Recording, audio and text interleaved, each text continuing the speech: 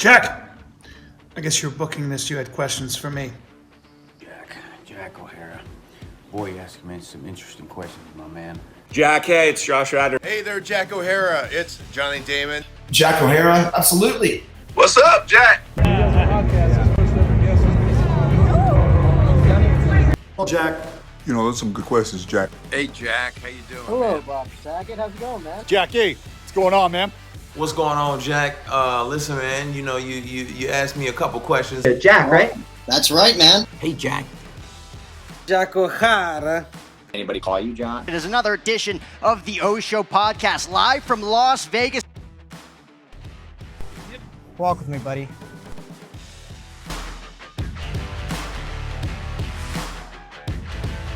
Tune in to another edition of the O Show podcast. We are presented by TickPick. TickPick is the #1 sports ticket app that allows you to buy tickets with no hidden fees, and you can get an additional $20 off by using the promo code OSHOW20. That's capital OSHOW 20 for $20 off your next ticket. Baseball, October baseball's coming. Postseason, Aaron Judge is on the pursuit of 61 home runs. 62 breaks the record for Roger Maris. I'm a big Yankee fan, so that's why I gotta give Aaron Judge a shout out. We're also presented by Versus Game. Versus Game is this new marketing app that allows you to make a ton of money based on bets. So a simple yes or no answer, for instance, on the topic of Aaron Judge, if he's going to hit 61 home runs or not by the end of September, yes or no. If you guess correctly, you can win big bucks using Versus Game. For more info, head to versusgame.com. This is episode 538 of the podcast with a rock star in the house, Mr. Blake Hahn. He says he's into country music, but I'm going to call him a rock star anyway because he's got a shit ton of stuff going on, man. So I appreciate you coming. Right here, you got the Millionaires to Billionaires podcast, correct? Yes, and how brand new is that? Actually, really brand new. Like as brand new as we haven't even released our first episode yet. So right now, actually, we're releasing our first episode starting next week. So we haven't even released it. Nothing's even live yet. But we're right there, so we're very new. You're doing it the smart way too, because when I started this 5-6 years ago, I kind of just hit record. No editing, didn't even know how to edit anything, and I just put it out.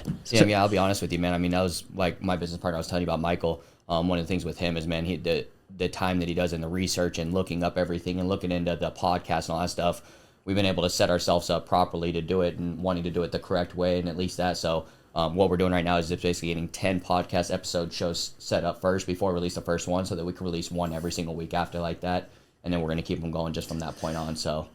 Because you guys are so busy doing all this other stuff, like it's just going to be easier to do it that way. And is it going to be like you're going to have obviously these influencers and people who have gone through the struggle and now are succeeding on? I'm sure. Pretty much, man. I'm just interviewing millionaires and billionaires, entrepreneurs, people that have taken and scaled a company to either millions or billions, exited companies, whatever that looks like. So, and then we're basically interviewing those people, what their journey is, what their story is, how they got to where they have, what are the struggles, what did they go through to really get there, so that we could give that to our audience. Because I know just for myself, me as an entrepreneur over the last 8 years, I've went through a lot just through trial and error, just trying to figure it out, not having somewhere to look through or listening or finding those resources to help me excel or grow a lot faster. So we want to bring that value to the audience and everything. If you're a starting entrepreneur, just getting into business, wanting to know what that looks like, and then bring that value from entrepreneurs that have already done it and paved that path for us and everything, and give them value to the audience. How do you know like who to partner with, or at least like kind of show the ropes to? Because we just talked about like Michael Law, your business partner, has the fire, but he also has the intelligence. You know, there's a lot of people who have one of each, but not necessarily have all the tools to do it. And obviously you want to teach them, but how do you know who has that fire and who doesn't right off the bat when you're like you're saying the people that we're interviewing? Yeah. I mean, obviously just looking at the results in the background and what they've done and what they've accomplished. Like I'll be honest with you, one of the ones that I think is our best so far that we've done is Roland Frazier. You know, Roland Frazier is a very I just bought his new book. Beast, bro. Yeah. So just even being on a 45-minute podcast with him and just hearing him, being able to talk to him, ask questions, it's just like boom. I learned so much on all these podcasts too as well, and that's what's crazy is like we're always growing, we're always learning, and I love it because I get to ask questions also that I want to know for myself, our company, what that looks like. Because I haven't made it yet. We're on our way. We're still growing. We're still learning. We're going through stuff that we've never been through before. So, to be honest with you, man, it's just looking and finding the right people with the true results and that actually have it, real, authentic entrepreneurs. You know what I'm saying? So, yeah, man, it's been exciting and it's been a fun journey so far, and we're just getting started. It's all about surrounding yourself with people who are smarter than you as an entrepreneur. Yeah, man, and I'll be honest with you, that's what it really is, because everybody that we've interviewed, it's just crazy because during the interview and after the interview and after you're watching them, it's just like, man, like you're learning so much more, and it gets you going, it hypes you up, the adrenaline, the excitement, you know what I'm saying? So, and it's because it's not only that, like I'm the type of thinker, it's like, man, if I see someone do something, I'm the type of guy that, man, I could either do that better or like I could do it just as good as him, if not better, right? So it's awesome to hear all these people and these entrepreneurs, and they're all just normal people just like we are. There's nothing different. And it's crazy because they're a normal human being just like we are, and we've all we're all learning and trying to figure this life out, you know what I'm saying? And what's cool is you get to hear that from those people and be able to bring that and then implement it in your life and get it going for whatever it is that you're doing. Now tell me about the planner here. So obviously it's not your average finance planner, right? Yeah, so we have 3 different planners that you see there. There's the one you have in your hand is a daily goal book. So what's awesome about that is it's not just a goal book with just lined paper in it. In the front end of it, it actually teaches you, walks you through, and educates you on how to properly write down your goals and why it's important to write down your goals, how to pretty much do a clear roadmap for your life. The other 2 that you see there, one's a daily financial planner. And a lot of these books that you see here, this is just the basics. We're going to have multiple phases of them. And then you have the third one, which is your daily success planner. So each one of those have something different, and they all have something in common, but it's a performance. It helps you perform. It helps you get going. Obviously, the finances, it's helping you diversify your money, knowing where to put your money, how to get your money to work for you so you're not always working for money. Goal book, helping you basically line up and draw out your roadmap so you know what you want to do, because if you don't know where you're going and what you want in life, then how are you ever going to get to where you want to be? And then obviously the daily success planner on that is just basically where it's helping you create habits of being disciplined, daily habits, daily routines, helping you hit targets, helping you get closer to your goals, showing gratitude. What do you thank God for? Having your daily affirmations. And what's cool is like you said, we're always growing. So these planners, if with real intention and action behind them, you can, like, if you're actually really utilizing them, you could see that every single day. So if inside of it says win the day success planner. So think about it, every single day you're doing all these things, and at the end of the day, it's like, did you win the day? And it's Monday through Sunday, so it's 7 days a week. So just think if like every single day you start winning, and then you're telling yourself that, you're putting it out, you're writing it down, you're getting better 1% every single day. Now compound that 1% of getting better every single day over the next 3 years, 5 years, 10 years, and see what's going to happen. You know what I'm saying? So the biggest thing about them is just really getting people to think for themselves, rewire their brain, and create habits and get rid of the old habits. Because I'm 29 years old, and growing up, I really don't come from anything, you know what I'm saying? My dad's working three jobs, trying to figure it out, you know what I'm saying? Provide for me and my brothers. And I remember having Christmases of only having one present on the tree, eating basically ramen and hot dogs for breakfast, lunch, and dinner, things like that, right? So when you don't come from that, and the regular society of how we're raised is just go to school, you know what I'm saying, good grades, go to college, get a good job, work your way up the ranks and all that, right? Well, the thing is like that's just how we were wired growing up. So over the last 28, 29 years of my life, I have all these basically habits that I have done that makes me who I was.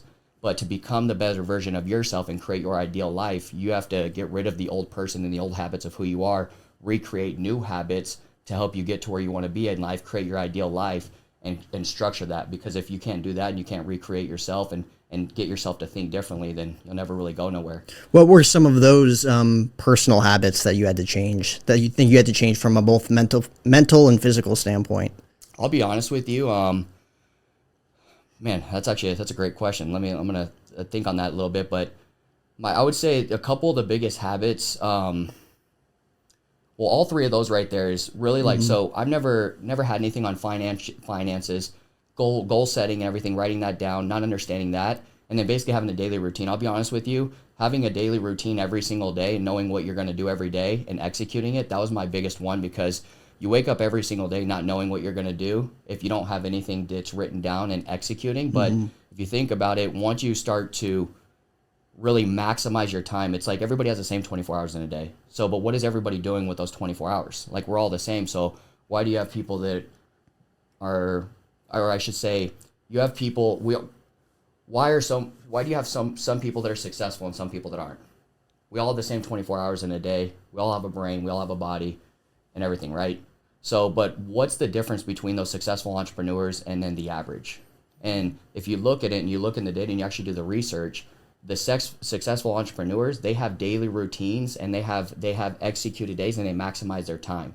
And the people that maximize their time and don't waste their time are the ones that get better, and they increase, and they're able to create what they want and get where they want in life. That kind of makes sense. Oh yeah. So that was like one of my biggest things, is really just doing that. Now over the last 8 years, I've literally been executing in a daily routine and doing the same things, not exactly the same, but if that makes sense, having something, knowing what I'm doing every single day, but maximizing my time by prioritizing it where my time needs to go. So you can have all the ideas and all the projects in the world, but if you're not actually, like, if you're just procrastinating, that's like the number one thing, is procrastination in a lot of people's brains. Like, you think of something, you kind of formulate how you're going to do it, and you surround yourself with the right people, but at the same time, like, you get busy doing other, like, there's necessary things that you have to do in life, especially when you're starting out. You're not making a lot of money. You may have to go to work. You may have to do that, you know, and things escalate. And, you know, having a planner like this, though, where, like, you're keeping yourself accountable and you're keeping those around you accountable too, that's pretty special. Well, I think that's what's huge, is like, that's your accountability partner right there. Yeah. And it's not even having to actually have an actual physical person. Like,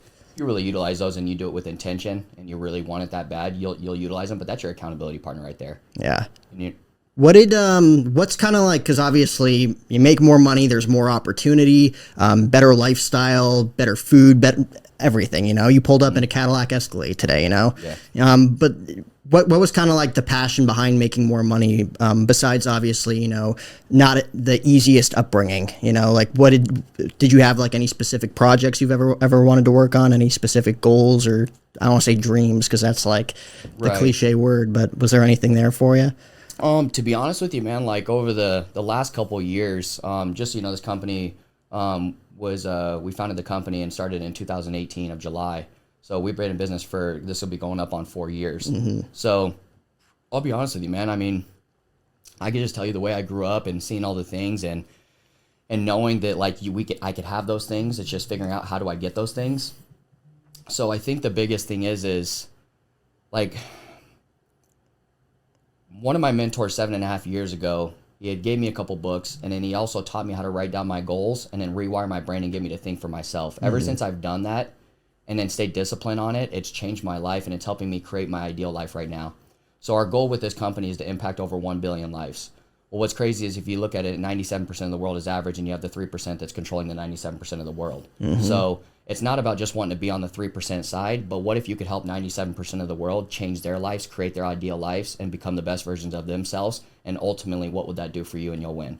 See, don't get me wrong, the money and everything is there, and it's nice, but it puts me in a great financial position to where I could take care of my family, do the things that I want, have my time freedom, and be able to travel the world and do those things. That's there, right? But at the end of the day, if I could help millions and billions of people change their lives, rewire their brains, get them to think for themselves to where they could create their ideal life, just think about how big of an impact that would be for myself, and put me in a great financial position as well. So it's the drive of knowing that you can do that, and because I've already done it. So now that I've done it, it's a belief, and you could just get other people to see the other side of it, and to get to them to think for themselves. In turn, you're going to see people change their lives. And I'll be honest with you, like, that's my ultimate goal, is seeing people win, change their lives, not being who they want to be anymore, and getting what they want out of life. Do you feel like you're a completely different person in that regard then? Like, pre and post, like, figuring out, like, how to control your life in that sense? So I don't think I'm a completely different person. Even with all the money that I've made and everything that I've done over the last 3 years, that's one thing that I had someone tell me, is like, man, like, because a lot of people change when you start making more money. You act different, you treat people different. And I don't think that's one thing that I've had on my end that I've done, if that kind of makes sense. Yeah. But I feel like I haven't really changed. It's just the only thing that's changed is the way that I think, the way I move, and how calm I am, and understanding and being aware of everything around me, if that makes sense. Yeah. I mean, I feel like at a very young age you started doing stuff, whether it would be like, you know, like what were some of the things that you were taught from a young age on how to, like, sell and trade? Because, like, even like the simple things like baseball cards or like stuff like that. Yeah, so growing up, that's why I always thank my dad, and honestly, it's like it's kind of crazy, because now that when you speed it up to today, I'm like, man, like, I'm thankful for and grateful for how I grew up and how my dad raised me. So my dad, he didn't have the money. It's not that he didn't want to buy me anything. It's like, man, hey, can I get a bike? Because my friend's getting a bike, or you want a new skateboard, you want some new shoes. The only time we ever got anything was literally the right before school year, our birthday, or Christmas, and that was it. So if you wanted anything new, the only thing that I love about what my dad did is he didn't just tell me no and just say, no, like, we can't afford it, right? He's like, no, I can't afford it, but I could show you how to go make the money so that you can go get it on your own. So a couple things, like he basically gave me a bucket, towel, soap, wash, and he said, go knock on doors and ask them to wash their cars for 10, 15 bucks. And I was like, damn, I could do that. And he's all, yeah. Because I was only like 10, 11 years old at the time. And I'm like, Dad, I can't get a job. Like, how can I buy this stuff on my own? And then the next thing went to the mowing lawns. He's like, take the lawnmower, weed eater, use all of his stuff. And it was all his stuff. And he's like, go knock doors and ask to do it. And then you could charge 15, 20 bucks.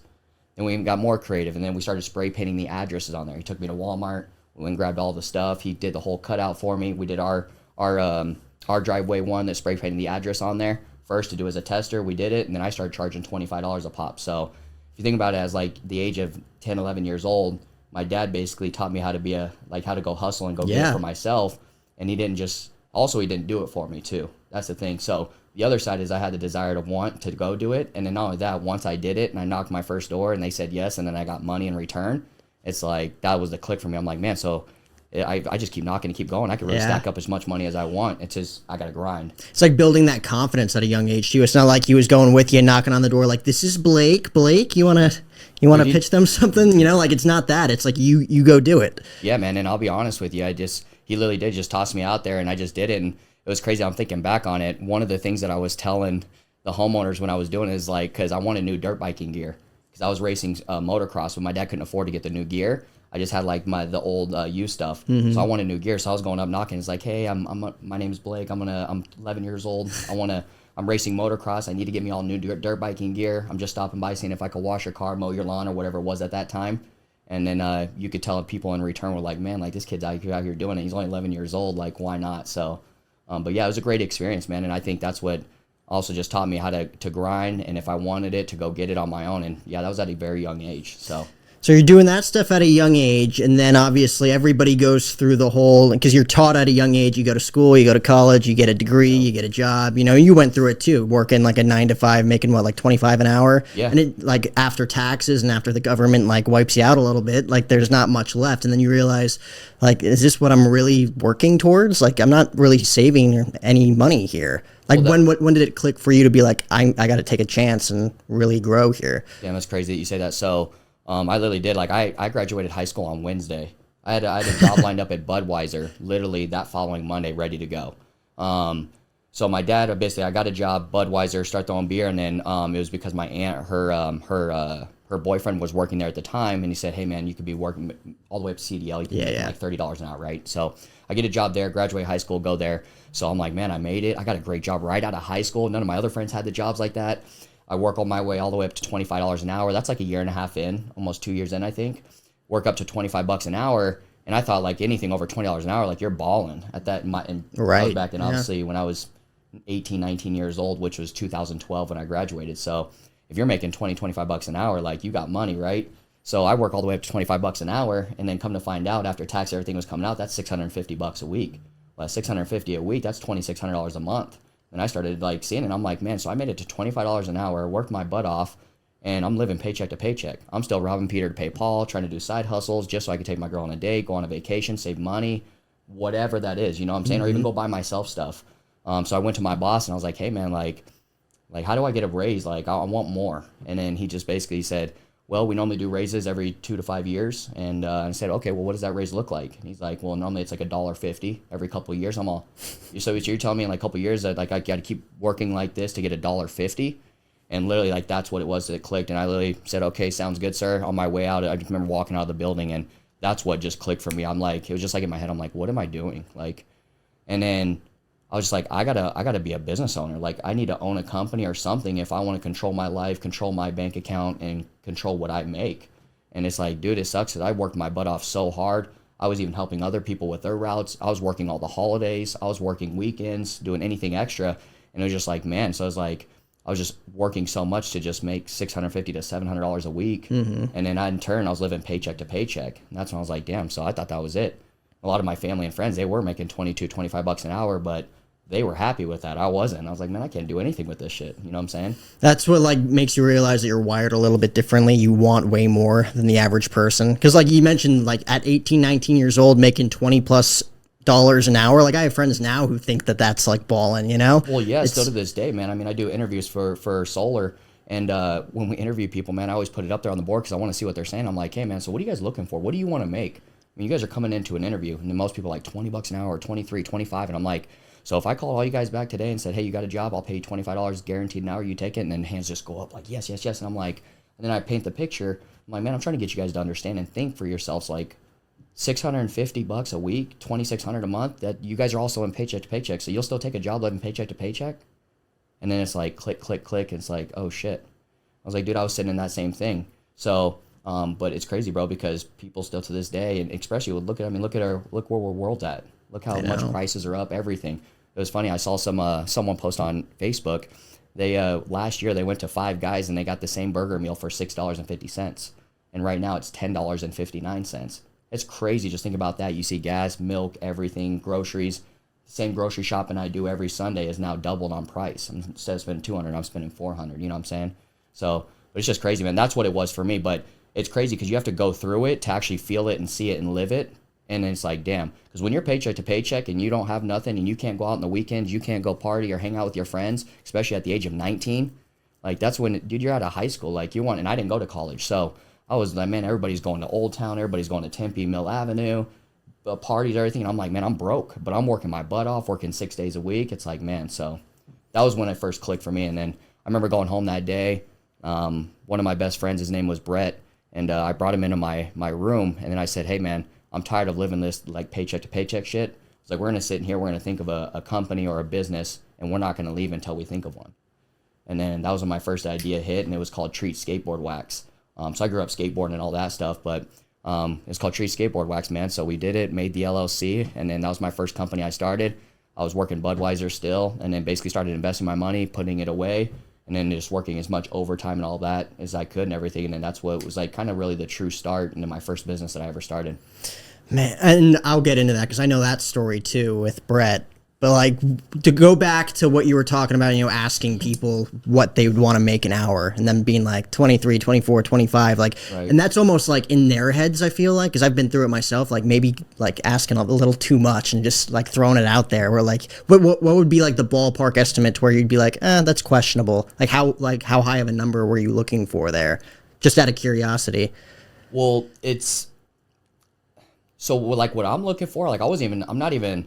It's crazy because it's like I'm like specifically looking for something. I'm just trying to get these guys to think bigger. Like, yeah, like what, like, or I guess I say what I was looking for is like someone that's like, hey man, like I want a job where I get to create my own paycheck, or at least maybe at least say $40-50 an hour or something. But it's like, man, it just goes to show like the thinking of like the like of people. You know what I'm saying? It's like, but I don't blame them. It's just because they don't know what they don't know.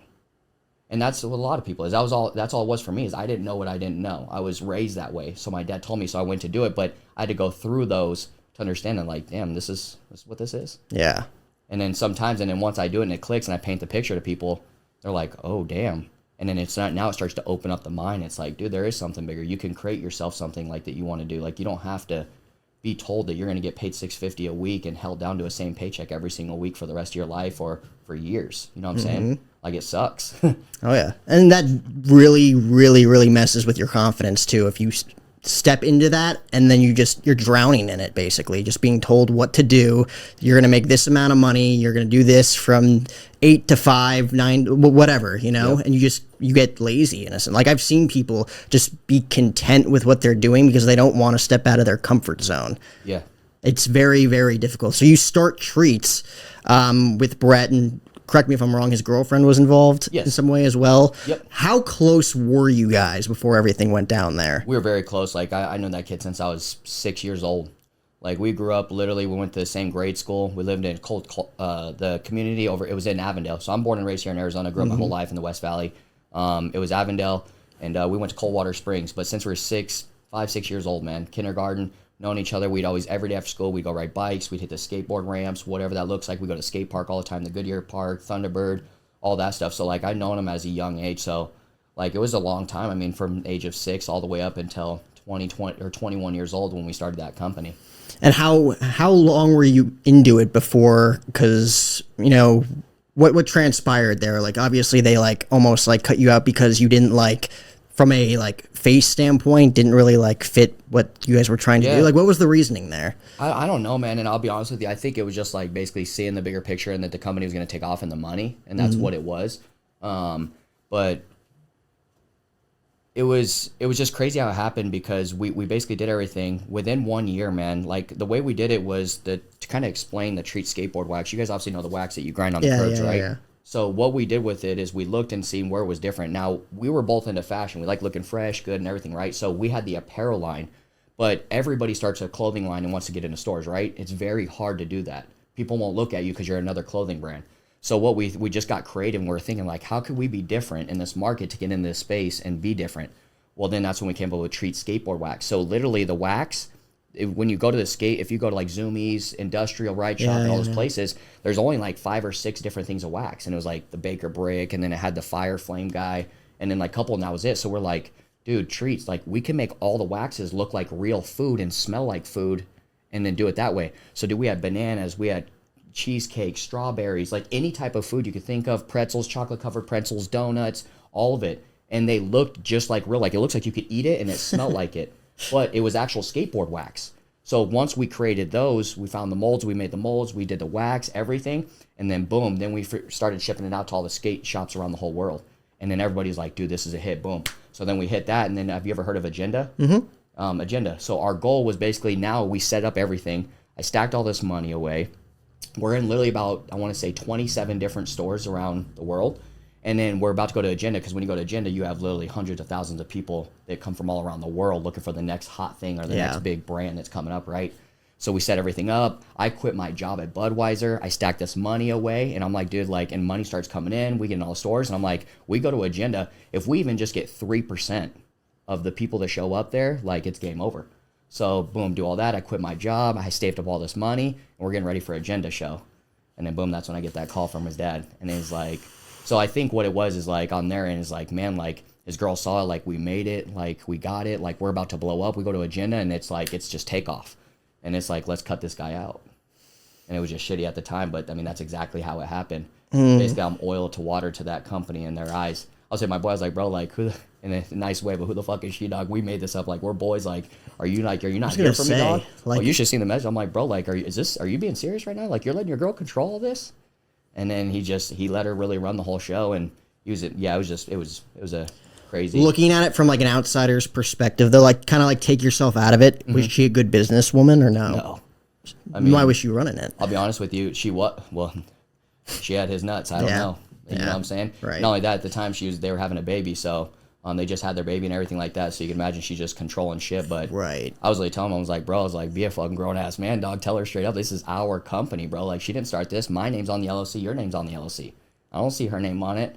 And it was, but he didn't bear down or nothing at all, and ran with everything. That's when I woke up the next day, and all accounts, everything were pretty much all passwords, everything changed out, and couldn't do anything. And obviously, one of my aunt's friends was a lawyer, so I went to her, and she goes, all right, so what paperwork do you guys have into place? And I said, oh, we have an LLC. And I was like, see, I don't know anything. So I'll be honest with you, all three of us don't know anything about business. It's our first one. We're just starting it. So I didn't know anything either.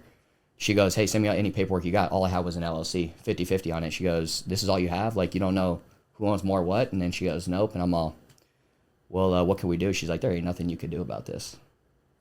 I'm like, damn, because there's no actual contracts, nothing in place saying that I own majority of the company. He owns majority. No one had positions, anything. So all you have is a piece of paper that says you're 50-50 on this company. So really, that was kind of when I got told, I was like, fuck, there's nothing I could do. And then I didn't have the money to go pay a lawyer to do all that for me either.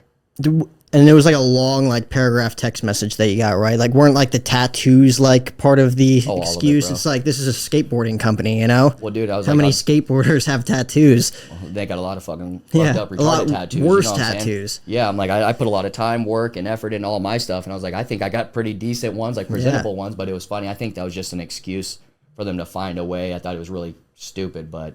Where's Treats today? Nowhere. Yeah, if you go pull up the Instagram, it's still there. But, I mean, there's been a post in a couple years. Yeah, nowhere today. So, but a great lesson I learned. Obviously, you're grateful for that now. But looking, like, now take you... How long ago was that? That was literally 8 years ago. 8 years ago, looking at it now, 8.5. partnering with Michael and everything, what have you learned working with people that you actually like know, like we can trust these people moving forward? Is put everything on paper, have contracts and everything, because it makes it real. It's funny because I've even had it, and your friends, and it's hard doing business with friends and family because everyone wants to and they know you, right? But the only thing is it's funny when you put stuff on paper and contract, or when someone has to sign a legal agreement, how different their perspective changes on everything. Because now you're legally bound to it. And I've seen some, I've even sent some over, people want to do business with us or partner with us, and as soon as that contract comes over, it's like, you ain't moving as fast as you were talking no more. But it's shitty, you know what I'm saying? Yeah. So, but that's one big thing I learned. If I would have had contracts and paper of knowing what I own and who owns majority of what, then that I would still probably maybe have that company, who knows, whatever. So that's one of my biggest lessons I learned from that, was putting everything on paper. Not only that, every business that I've started it on my own, and I'm 100% owner on everything, because I don't want that to ever happen to me again. And then anybody that I come in to do business with, I put legal contracts and documents into place so that it protects me and my companies, so I don't lose anything or have to go through what I did. And the only way to like go through that and learn is by going through trial and error, I feel like. Because not only is that the only way you can learn, that's the only way you're going to get that stinging feeling of being like, oh shit. Well, because like, once it happens to you, when you lose everything and you did all that, like it was the shittiest feeling, bro, because I quit my job and my family and everybody's telling me, you're stupid, what are you doing? But I knew I had it here. I was like, I know it's here. And then you quit your job and you go do that. Next thing you know, your partner fucks you. And then now I got to tell everybody, I got to go find a job. I didn't want to tell anybody. Not even on social media, like, you know what I'm saying? Like, all of that hit me, and I went into depressed. I didn't even, like, I was in my house. I didn't want to, like, leave. I didn't want to find a job or anything, bro. Like, it was that bad, and I was like, I just didn't know what to do, and I don't know, I just felt like, kind of like, almost like I let everybody down and like a loser, in a way, if that makes sense. But that was just me, like, how I was feeling at that time. It just sucked, bro. Like, how do you go tell everybody? It's like, hey, man, I quit my job. I'm going to do this, and then... Almost like in your head, even though it's not true, you feel like they were right. Or like you don't want them to have like that, like, told you so. Well, that's what it is. Yeah. And it's in the back of the mind, is everybody was like, see, I told you. And everybody's all, like, waiting for that moment, you know what I'm saying? Yeah. And it was there, and finally I did, and it was like, I started to get behind on bills and all that stuff, and I was like, dude, like, all right, I gotta snap out of this. And then that's when I met a guy named Alejandro Espinoza through my fiance, Victoria, at her dealership. She was there. And then kind of was talking to him about it, and like just saying like how I just lost everything and I just don't know what to do, blah, blah, blah. And he's like, I need to meet that guy. This guy at the time, he was being mentored by Bob Proctor. You know Bob Proctor? Yeah. So he was Bob Proctor's right-hand man and was being coached by Bob Proctor. Long story short, we met up and everything, and then that's when everything like really clicked. That was kind of like the wake-up call for me. And then he was just like, he gave me a couple books. And then really just, he taught me how to write my goals down, get out of where I'm at. And he's like, dude, you can't like dwell on it. You can't think on it. You got to move forward. And then that's when like literally like the shift of my life happened, which was about 8 years ago, right after that and everything. And then meeting that guy is what changed my life. Really? And how long before was it before, and for, you know, call me out if I botched his name, Daryl Johnson? Yes, Daryl Johnson. Yep. Because that was a crazy relationship, hearing some of those stories. How long before you met him after kind of figuring that stuff out? So Daryl, just so you know, Daryl, he's basically like a family, like I call him like my uncle. He's known me since I was in diapers. So my aunt, his best friend got married to my aunt. So he's known me since I was in diapers. So he's got a kid named Dylan that's literally like a cousin to me. So I grew up and everything. So every summer, he lived in Utah. He would come down here to Arizona, and I would go stay with him for most of the summer and hang out with Dylan.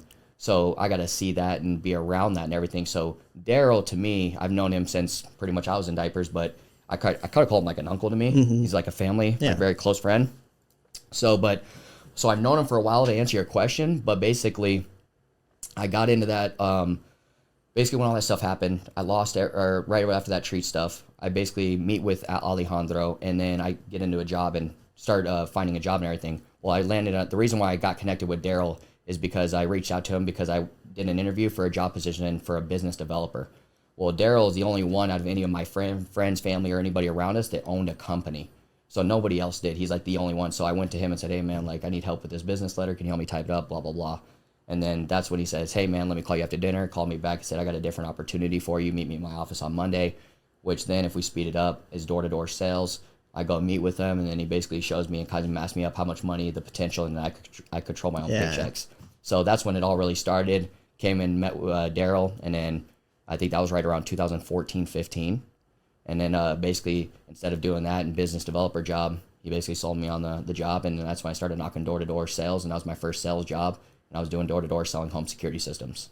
It wasn't quite the same as like doing like door-to-door and just like convincing people, like, because obviously door-to-door for the most part, very rewarding if you're successful at it, very disciplining if you're struggling at it, right? Because it is commission only. Yes, sir. Like, what do you say to people who have that opportunity? Because there's a lot of very successful people who have had commission only jobs, but there's a lot of people not willing to take that risk because there's not a safety net, right? What do you say to people who are looking to be like ultra successful? Like the one big piece of advice to say, like, if you're really going to put in the effort in doing this, you're going to be successful.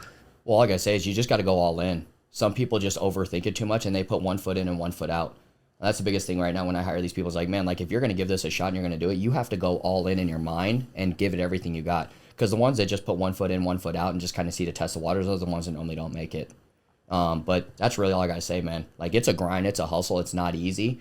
But I could tell you this, if you learn the skill and you figure it out, like you could use that skill in every part of your life. Yeah. If that makes sense. Like, I mean, dude, it teaches you how to communicate. It teaches you how to kind of control situations. Teaches you understand like how to talk to people, adapt to people. You know what I'm saying? I know how you can adapt yourself to how talking to a 19-year-old, then talking to a 45-year-old, then to a 70-year-old. You know what I'm saying?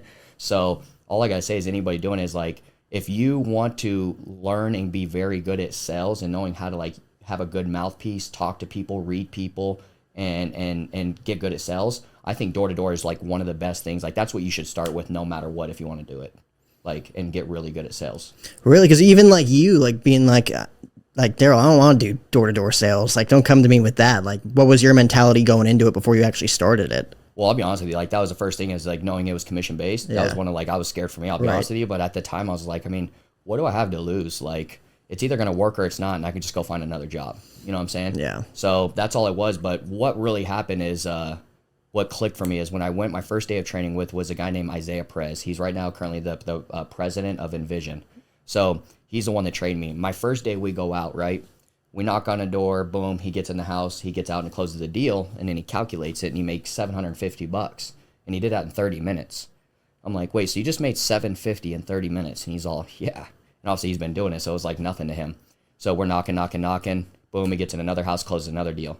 Makes another $750 in 30 minutes. And I'm like, so hold on, bro, you're telling me like you've made $1,400 already, right? Like $1,500 today, and where day's not even over, and you could keep doing this as many times as you want?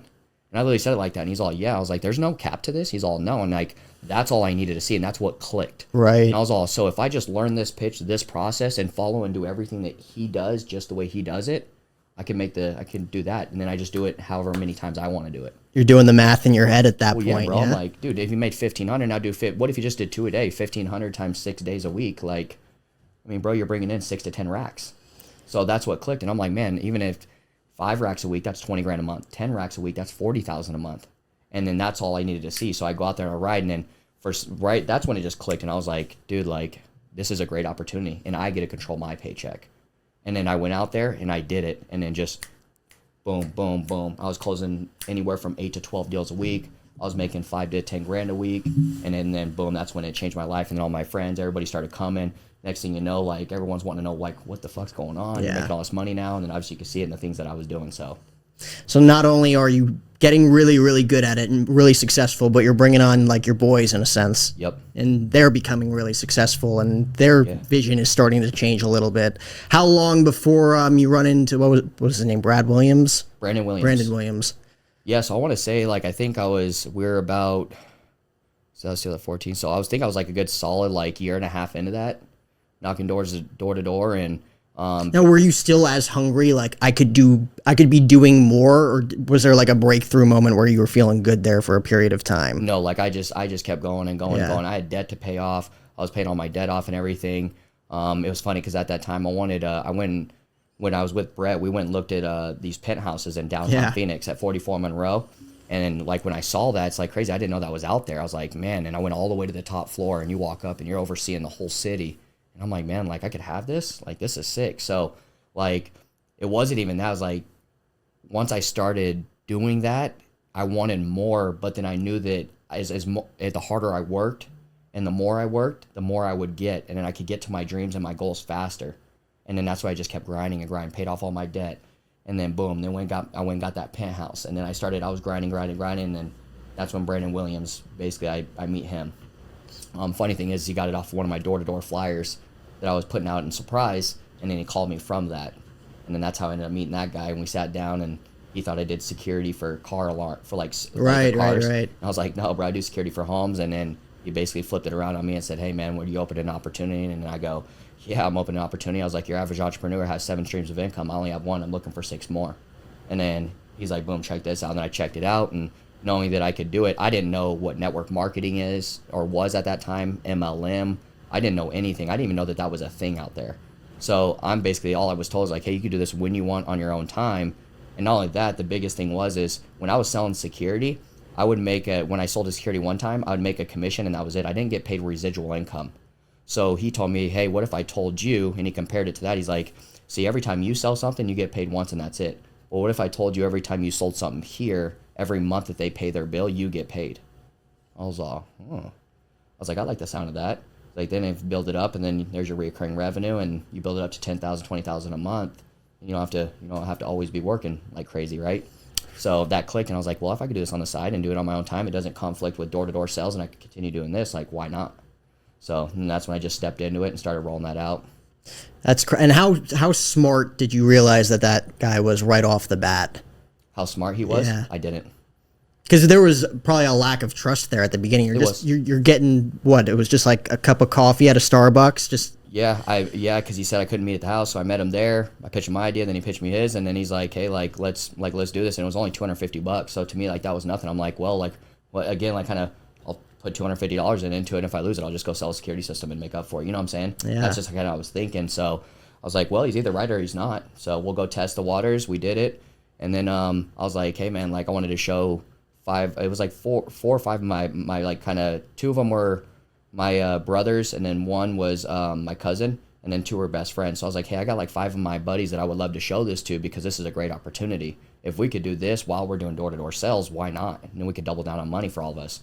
So then he meets me. I set up a meeting at my house, or at the time I got the penthouse. So I finally get the penthouse, and I'm staying in downtown Phoenix at 44 Monroe. And he has a meeting, so he comes meet us at my penthouse, have my boys come over, and basically presents the opportunity to all of us. And then at the end, I was like, dude, I think we found it, all excited, you know what I'm saying? And I'm like, we don't know. So after he left, I was talking to my boys. I was like, what do you guys think? What do you see? And then they're like, I mean, we're following you, man. Whatever you think, whatever we're trusting. It's worked out well so far for us. We'll just if it ain't broke, don't fix it. Exactly. You guys are already successful doing what you're doing. Now you run into Brandon Williams. A brand new switch probably opens up in your brain. It doesn't interfere with anything. You guys are living lavish, the best lives you could be living, while continuing to have that driven mindset. Mm-hmm. And then all of a sudden, Daryl doesn't like it, right? He's was that loyalty, or what do you think the issue there was? I think it was more of loyalty, because now where I'm at, I understand how business works and stuff. And when all of a sudden you grow very fast at a rapid rate, and then you start buying all these cars, and you start putting more money into your company because of the growth, you also know that that's a big chunk, but that was coming from one person, which was myself. So if you lose that one person, you're probably going to lose a lot of chunks. So now you invest all this money, you finance cars, you finance building, you do all this stuff, and then that sucks. So it's kind of the loyalty side of man, I'm investing all this money because of the growth and everything here, and to see it everybody dip out and go to someone else because someone sold you on a dream, it's man. So but yeah, that's where it all clicked. And he basically found out that we are doing it. And when I came to the office, I didn't think I was doing anything wrong, and it was just hey man, are you doing that legal shield thing? And I was like, yeah. And then he just kind of flipped out, and I kind of felt if I'm looking back at it now, it was kind of a loyalty thing. Damn, why are you looking over the fence? Why are you doing that? And it's I wasn't trying to. It's funny, he gave me a book. My first book from Daryl was Be Obsessed or Be Average by Grant Cardone. Yeah. So that's what clicked. And he's talking about having multiple streams of income, and if you want to be an entrepreneur, you want to be successful, and that's what Daryl was doing at the time. He's a business owner. He's successful.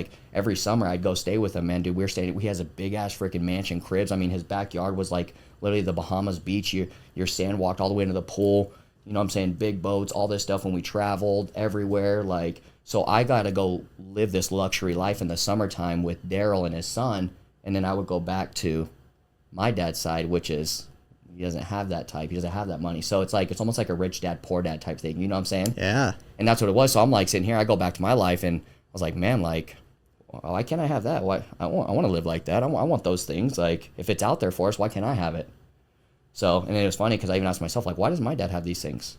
You know what I'm saying? It starts making you think about it. Mm-hmm. But yeah, that's what it was, man. And then just straight, he asked me if I did, and I said yeah. And then he asked if your 5 buddies were doing it too. And I mean, because I didn't think I was doing anything wrong. And then I just straight told him, I was like, dude, I'm trying to make more money, have multiple streams of income. Dude, I'm just learning, trying to figure out life. How old were you when this went down? 21. 20. Yeah, Or actually you're a 22 kid. at the time. Yeah, that's what I'm saying, bro. Like, I don't know anything. I'm trying to figure it out. I read this book by Grant Cardone, Be Obsessed or Be Average, and multiple streams of income. So I'm like, man, and it didn't hurt it. So I was like, if I didn't have to leave this job and I could do it on my own time, like, how am I hurting this?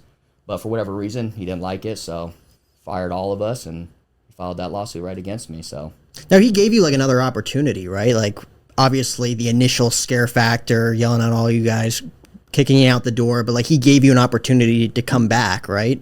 like after like that when Yeah. he did it, I mean, it was basically like, it was just like he was very lit up. Like, it was like for a couple days, it was just like a lot of firing all off and everything, messages left and right, all this stuff, threatening and whatever, right? So, and then like his last message was like, hey, I'm giving you one last shot. You either come back and you drop that and you don't do that at all, or you basically turn all your stuff and you're done. And to be honest with you, man, it was just after like just how the situation went and everything went, like for me, myself, I just felt like I couldn't go back. And then not only that, now for my buddies and all that stuff, and they seen how like how we were treated and talked to. It's like, how do you go back to work for something like that after you just got talked to and treated that way? And then not only that, would be awkward. So we didn't. I said, man, like I was like, I'm not coming back. Like I'm done. Mm-hmm. And basically, then that's when he moved forward on his side with what he had to, and I just kept moving forward. And then that's really like, I ain't gonna lie to you, like I couldn't sleep. I was like, man, what am I gonna do? I just signed this lease on this penthouse. It's a 1-year lease. I'm paying my rent's $5,400 a month on it. My job that was paying for that, I just lost. I have it no more. And then I just started this network marketing company called Legal Shield by a guy that I met at a Starbucks and paid $250 to start. You know what I'm saying? Like crazy. So I'm like sitting there, and like at that moment, it was like I looked at my boys and I said, we're going all in.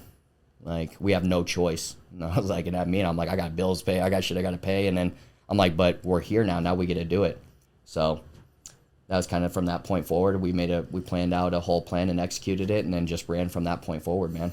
Now, in that like 2, 3, 4 day period where like Daryl gives you a call, like, I'll give you one more chance if you drop this, at any point in that moment for you, did you think like, man, maybe he's right a little bit? Like, it stings that like that was our send off in a sense, but like, did you feel like, okay, maybe there was a sense of like feeling disloyal, or like you guys being disloyal to him, or were you fully 100% like, I'm not going to be treated like that? Like, that was very disrespectful.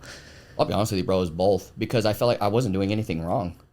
Yeah. I mean, bro, like if I like, There was also no warning, I feel like. well, yeah, but there was like nothing. It's like, but like, how do you give someone a book to be an entrepreneur? And then I read it, and then I'm trying to now do those things, and you're preaching, do these things, and you can get these results, and you become like this successful person, and I'm doing it, and I get fired. That's what really, it was just like, it was kind of like a smack to me. I was like, wait, what? Like, I started thinking, like, what did I do wrong? I'm like, I didn't do fucking nothing wrong. Like, and it wasn't doing anything. I still showed up to the same job every day. Now I get it, if I started like missing work or I was calling off to do something else, that's a problem. Like, that'd be fucked up. You know what I'm saying? But I It wasn't. didn't get in the way at all. No, bro, I was like, man, like, I really didn't think, like, I mean, I really didn't do nothing wrong. I even said, I was like, bro, I'm just trying to make more money and have multiple streams of income. That's all. Now, what do you think he would be losing in that investment, out of curiosity? Like, given that it didn't interfere, like, what is he not getting out of it the most that he could be with the 6 of you and your 5 friends, working both of those jobs, Well, hypothetically? He lost his top salesman. So I was a top salesman there. But if it didn't get in the way, like, how was that? Like, how were the two, like, given that, like, let's say hypothetically he didn't have a problem with it, and you guys were working both of those jobs, how would that mess with his gig? I don't know, bro. It's totally different. Like, we're selling home security systems, doing door-to-door sales, and this is a legal shield. It's an app in the palm of your hand for legal and identity theft. So that's why I just didn't understand. Like, I mean, I was like, bro, like this, it's not like I was selling security on the side for another security company. Now that's against our agreement. You can't, that's competitor. You can't do that. Mm-hmm. But it had nothing to do with it. Right. There's no competition. There's no competing. There's nothing. You know what I'm saying? So I don't know. Like that's what was so crazy. I'm like this just doesn't make sense. Like, you know what I'm saying, bro? Yeah, that's what I'm But very don't get curious. me wrong. Like what I see on the end is like like I said, your business grows. You're a sales business. So like if you don't have sales, you don't have money coming in. You can't take care of your overhead and all that stuff. You can't grow, right? So when you have like all of a sudden like you in like a short span of time, you like all of a sudden have this big impact from when I came in, and now we've grown this big, and you buy more cars and all this stuff. Well, the thing is if we're obviously doing something on the side, well, the thing I could be thinking, if I put myself in his shoes, is like, well, what if that other side business starts to take off and make them more money? Then they don't need this no more. Yeah. And then not only that, he knows that's network marketing. So you get to do whatever you want, when you want, how you want on that. You don't have to show up to a job 9 to 5, 6 days a week. So in his mind, he's thinking is like, man, like, well, if they give attention to it and then it ends up working, I lose all that business. Yeah. Now, guess what? I mean, if you just take me and myself and then like even my close little friends, like just say if we're putting up 50 to 100 counts a month or whatever that is, you now lose all that. Not only that, all these cars you just bought, now if you don't have bodies in them, guess what they're doing? They're sitting at the office, not making you any money. You're paying car payments, insurance, all this stuff on them. So I get it, but it's like that wasn't my intention. Right. That makes sense. Not at 21 years old, too. No, bro. Yeah. I read my first book called Be Obsessed or Be Average by Grant Cardone, telling you a little bitch and everything that you got. He gave you all the secrets, and then you used them, you know? Like, that man. stuff. Was that a bridge burned? Have you talked to him at all? So basically, I'll be honest with you, like it was very awkward because we're family friends. So there was family functions we would go to, and there was sometimes, I'll be honest with you, there was some that I knew and I didn't want to go because I just didn't. It was just I didn't know what was gonna happen. Like it was bad, man. Like there's a lot of shit talking and stuff on social media, and there's a lot of anger involved. So we would see each other, and then a couple times we did, and it was fine. It was just like, hey, what's up? And then he would give me like, I'm proud of what you're doing. I'm watching you. I still don't agree with some of the things you're doing, but I'm proud of you. I'm watching you from afar. And he was obviously watching me on social media. So that was it. So for, I think 2-3 years goes by. Basically speed that up. It was my birthday in July. My birthday's July 30th. And then he shoots me a call and says, hey man, and this is like in 2018, I believe, 2017, 18. And he shoots me a call and text and says, hey man, happy birthday. Or I've been watching what you're doing. Congrats to you, man. It looks like you're doing great. And he's all, I still don't agree with some of the stuff that you're doing, but I would love to meet up and have lunch with you for your birthday and everything. And he's all, also, I have an opportunity that you might be interested in. Mm-hmm. And see, this is what I love about this, is because I know I wasn't in the wrong and I wasn't doing anything wrong. So I didn't have anything against him at all. Like I didn't have anything. It just sucked the way that I was treated based on the situation. Yeah. They kind of like threw that like, damn, that's like, you know what I'm saying? So I didn't have anything. So I was like, there was no beef on my end, and I knew what I did. And not only that, I went and I killed it in a network marketing business, and I maintained my penthouse for a whole year. I paid it on my own. I didn't need a door-to-door sales money. So for you to be able to leave and still continue and have success, I built a sales company of 6,000 people in 6 months and did over 6 figures in 6 months and broke records in a company in network marketing that I've never done in my life before. So when you're watching that after you left a company thinking that that's what's going to help you do everything and I could do it with or without that, it's like, what do you say then? So my thing was like, I don't mind. Let's meet. Like, and it's just kind of like, hey man, let's put all this behind us and squash it. Like we're family. We got family association. I was like, yeah, man. I was like, I never had any beef or had anything with you. It just sucks the way that you went about the situation. Yeah. So we meet up, we have lunch, and then he says, hey man, and when it was good, it's like, hey dude, like just put it all aside. I said, yeah, man, like we're grown men now. Like that is whatever. It's what it is. So, and then that's when he presented to me the opportunity of solar. So he had a company at the time called Envision Security. He's had that business now for 22 years. And basically met with me, and he basically said, hey man, there's a great opportunity with this solar, and I think you're the only person that I can trust and believe, that's what's crazy, to do this and build it for me. And what you did over there in that network marketing business, I want you to come do it here. And then this is what the numbers look like. Mm-hmm. And to be honest with you, at that time, he didn't know, but I lost everything. In 2018, I lost everything again. So that was my second time. Mm-hmm. First one was treats. I lost everything. My second time losing everything was in 2018. So basically that network marketing business I was taking that money. I went and opened up a gym called Snap Fitness. I started as a franchise because I always wanted to own my own gym, but I want to get my feet wet, having a corporation there to ask and answer all my questions and guide me. I started a supplement company called Built Supplements, and I thought, like, obviously if I in-housed all my stuff through my gym and I did men and women's apparel fitness, that there's another stream of income within the gym. And then I started my own suit line called Hahn Suits. So my boy JPJ right over here off Tempe Town Lake, He has his own suit shop out there, and Brandon Williams introduced me to him when I was in network marketing, and that's where I got my first couple suits from. So when I wanted to do that and I made all that money, I was wanting to invest my money. So I went to him and said, hey man, I'd like to start my own suit line. Can you help me out with it? And he started to do that. So with my network marketing money that I was doing at that time, I've now invested, opened a gym, a supplement company, and a suit line, started doing those things. Well, what sucked is my friends and everybody weren't liking it. And it sucks because I went from one penthouse to another one, and it was bigger. It was Cityscape. Are you familiar with Cityscape? Yeah, I had the corner penthouse at the top floor, 25th floor. It was like, they're like 3,500 square foot, 4,000 square foot, 2-story penthouse, 3 master bedrooms, and all that stuff. So you got to think about it as young kids at that time and how much money we're making at that time. That's where jealousy and things come into play. Just kind of like the first thing with Brett. You see all this money coming in. It's like, man, people get greedy, and they're like, well, I want it all, and I don't want my boy or them to have any. What if we could take it all instead of having to split it? So basically that's what happened. And then the reason why that my network marketing business tanked is because a lot of my boys started turning on me, and they're like, man, like Blake's the face of this. Like, he's getting all the recognition. They're flying him around the world to train on stages and all this stuff. Like, why not us? Like, we want our name. Yeah. So it was like kind of like that, like the ego and pride stuff. And then next thing you know, I come off of a trip doing a business one, flying and doing it for network marketing training, come back, and next thing you know, everybody turned on me. Guess who was the only one that didn't? Michael Law. Michael Law, we meet, I hit him up, and honestly, he was the other one because everybody else, I seen it all on their social medias, and they renamed it because what I named it is I had a penthouse, so I called Pack the Pent. Mm-hmm. So it was like Pack the Penthouse, and it was a network marketing for business and entrepreneurs, and that's where I'd bring everybody in. So every single night, Monday through Saturday, I'd pack out my penthouse and have a PBR. It's called a private business reception inside my penthouse. And I'd bring everybody together. I'd have my TV thrown up, and then I'd just pitch in front of the whole audience the opportunity and what it is, and then boom, that's how I built my business. But I was running it like a real business. Most people in network marketing, they just do it when they want.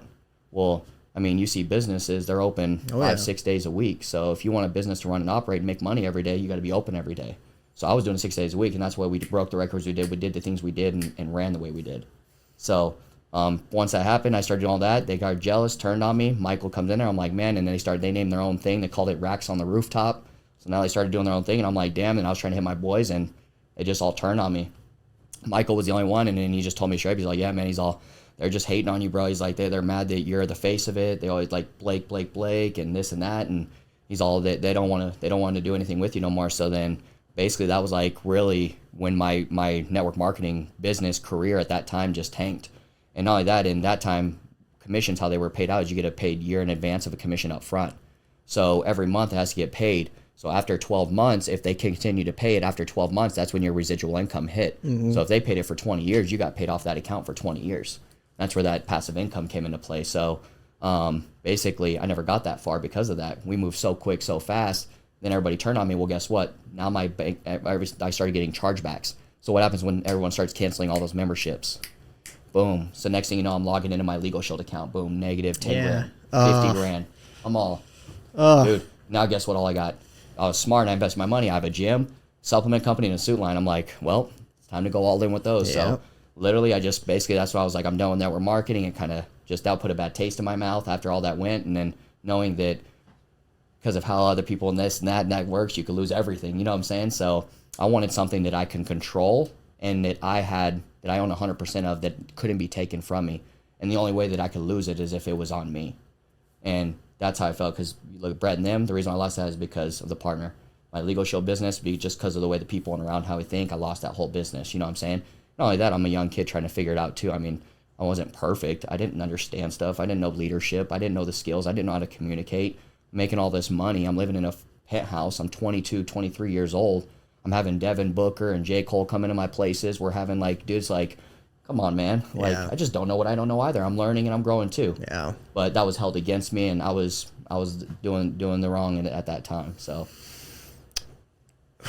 what do you take away from some of these experiences now that you're still, and again, learning every single day, haven't even broke 30 yet, which is crazy, some of the stories that you do have. And that's the one thing that you absolutely do have is a story to go with all of this, because without the story, there's no foundation, and without the foundation, you can't build anything. Well, I think that's what's made me the man and the character that I am today, and that's why everything I've been through, I'm thankful for it. Like looking back today, I'm so happy I went through everything, because if I didn't, I wouldn't be ready, prepared for what's coming right now, and what we and the things that we have going on right now. Do you look back at like even like the Daryl stuff, like when it came to not just like loyalty, but like looking at like a couple years down the road, like I might lose all of this business, like this is not cool. Like, do you look at that now, working with people and people working for you? Would Like- you implement anything different? Like, do you still look at that as like I would do something a little bit differently there, or do you agree with some of the things that you learned?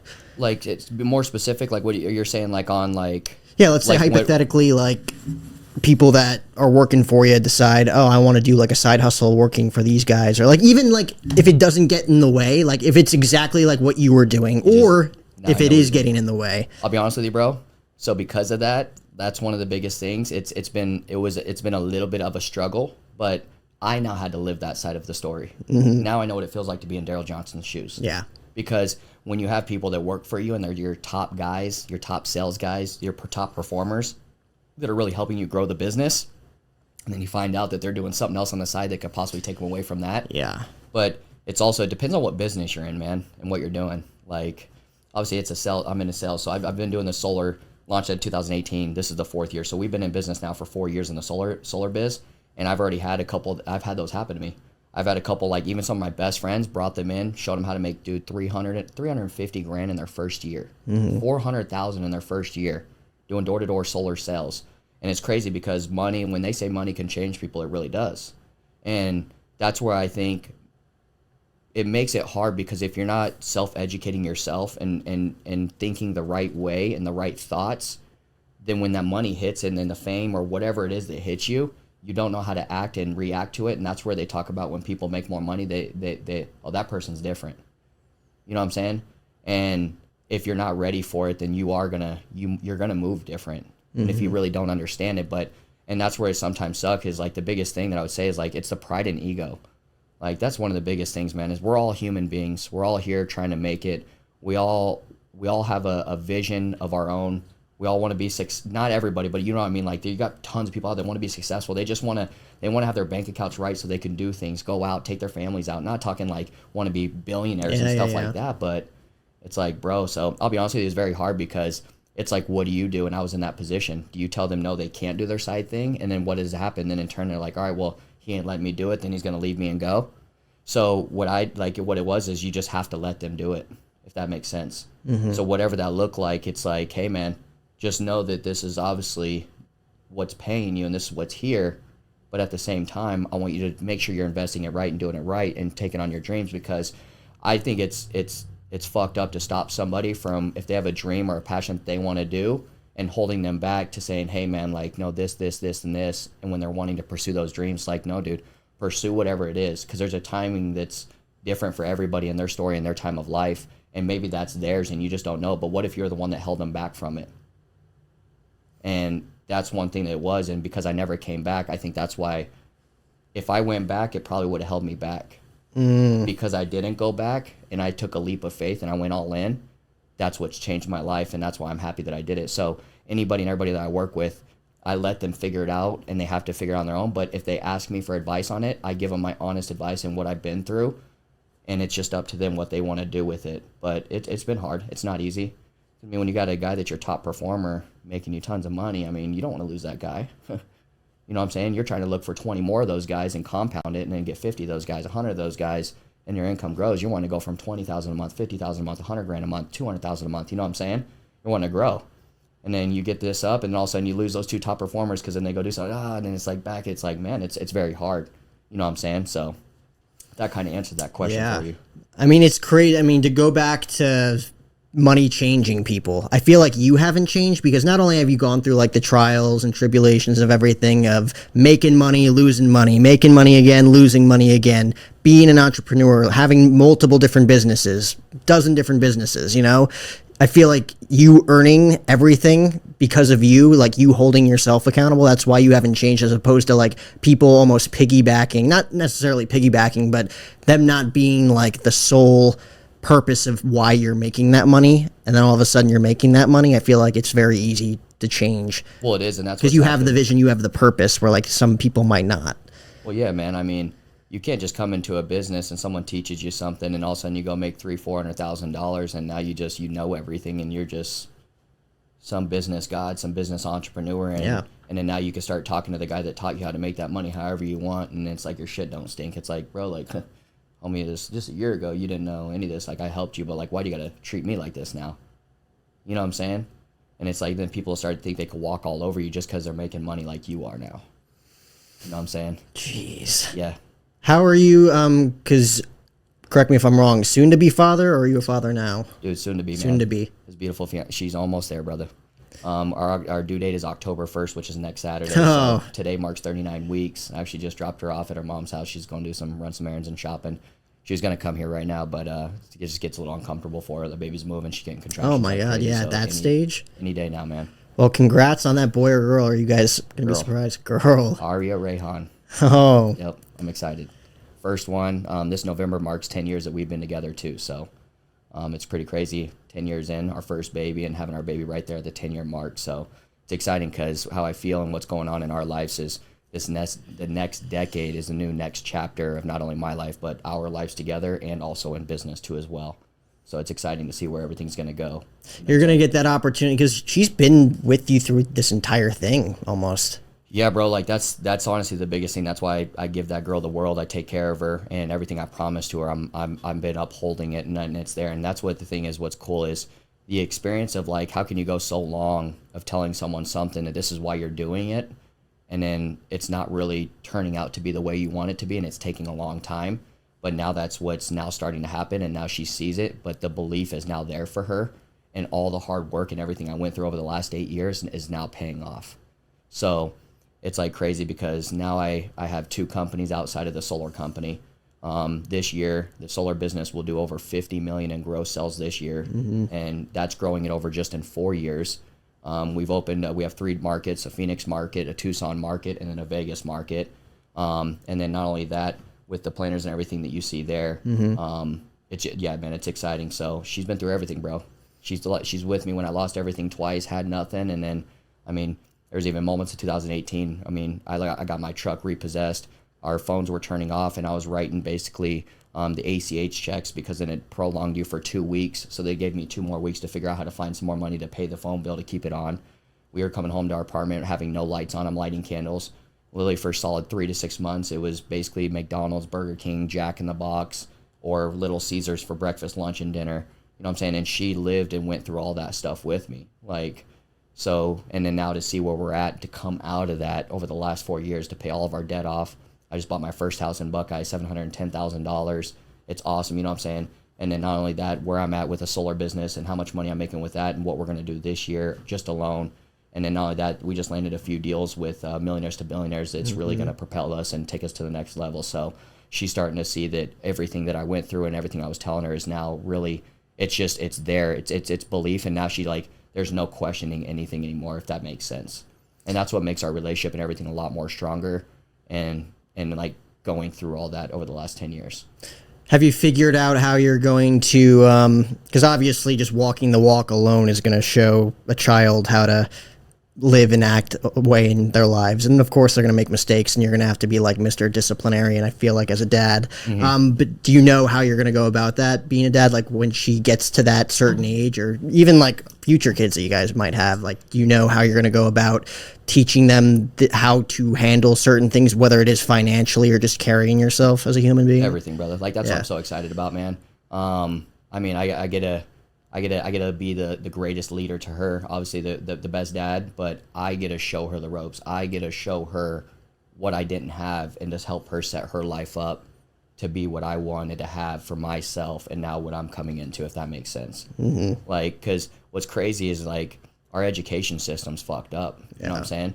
I mean, look at what we go through, the things that we're learning in school, and look how we're like what we're being taught and trained to do.